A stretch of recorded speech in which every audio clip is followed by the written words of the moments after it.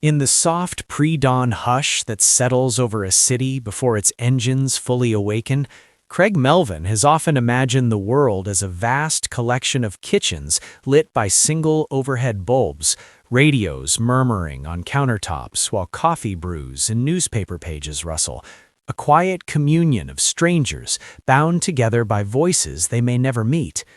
And it is in this imagined stillness that he understands the peculiar intimacy of broadcasting, not merely as a profession, but as a gentle stewardship of mornings, emotions, and memories. And though television made him widely recognizable, it is the spirit of radio, the unseen connection carried purely by sound, that has always fascinated him. Because behind the microphone, there is no camera to steady a smile or soften a pause, only the raw honesty of a human voice, revealing fatigue, hope, humor, or vulnerability without disguise.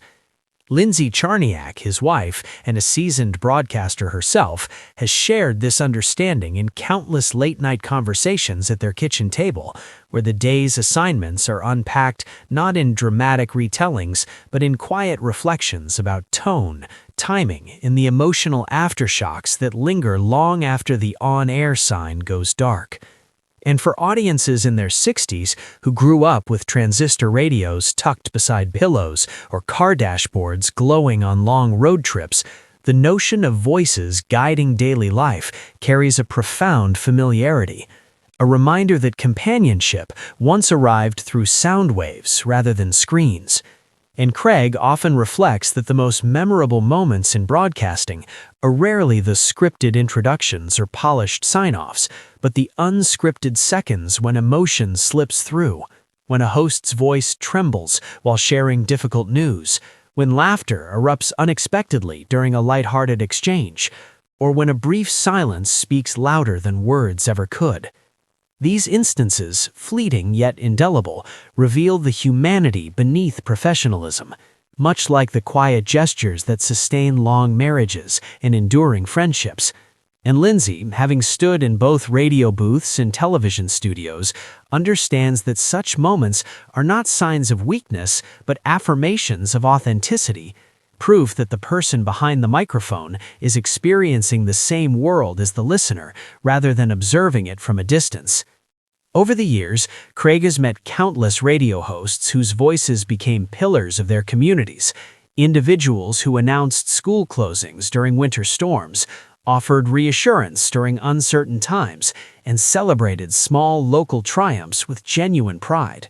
And he has noticed how these figures, though rarely seen, often occupy cherished places in people's memories, much like beloved teachers or trusted neighbors, because they arrive daily with consistency and warmth, creating a rhythm that steadies the passage of time.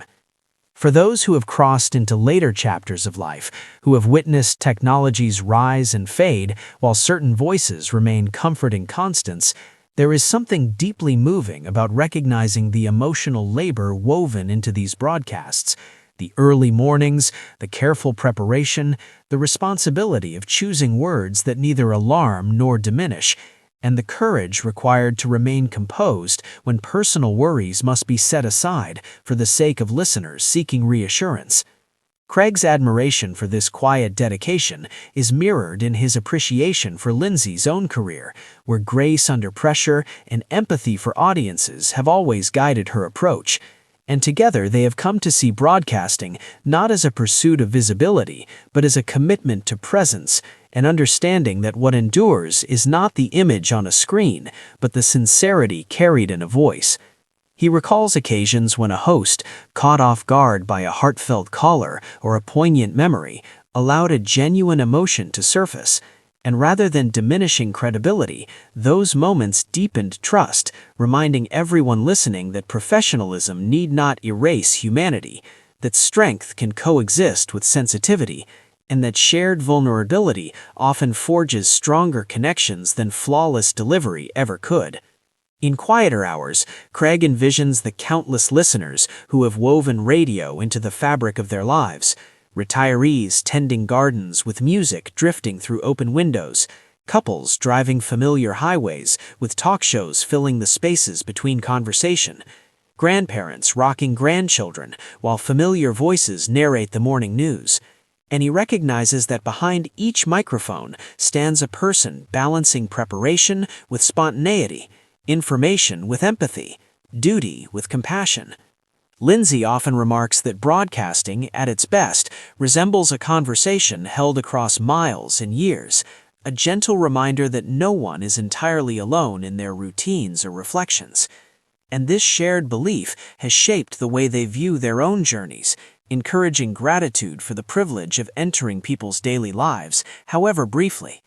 For a generation that remembers gathering around radios for historic announcements or tuning in to favorite hosts who felt like friends, the idea of unscripted emotional moments resonates deeply because it mirrors their own experiences of life's unpredictability.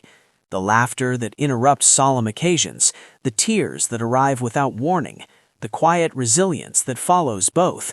And in acknowledging these unscripted fragments, Craig and Lindsay find a broader truth about communication itself, that the most meaningful exchanges are rarely perfect, often unplanned, and always rooted in sincerity. And as years pass and the mediums evolve, what remains constant is the human desire to hear and be heard, to feel understood even by unseen companions, to recognize in a familiar voice the reassuring evidence that empathy endures beyond technology, beyond scripts, beyond the fleeting glare of headlines, living instead in the subtle, enduring power of sound to carry emotion across distance and time, gently reminding listeners that while the world changes, the comfort of an honest voice remains timeless.